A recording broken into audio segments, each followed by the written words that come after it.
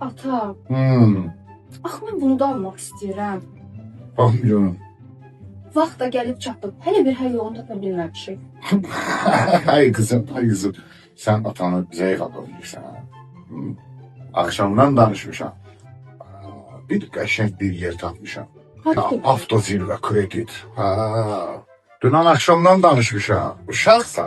Ha, və sən atan ölüb ya. Maşınını görsən, Aha. onu qoyacaq gidiyor. Bize lazım olan nəvləri götürəcək. Özü də özəlliyi də bilirsən nədir? Hiçbir qeydiyyat falan tələb olunmur. Maşın da özümüzdə qalacaq. Nömrəsi də özümüzdə qalacaq. Ha. Heç zamin də tələb eləmirlər ki. Ne yaxşı. Proseslər yarım saat 40 dəqiqə ərzində bitir. Pulunuzu götürürük, çıxırıq. Və nə edirik? Sənin bəyəndiyin bu əşyanı alırıq. Getdin kızım? Getdik. Bir dəqiqə kızım, qoy Nəzrin xanımdan danışın. Danışırıq. Vaxtımız yubanmasın da onun üçün. Alo. Salam Nəzrin xanım. Salam, salam. Necəsiz?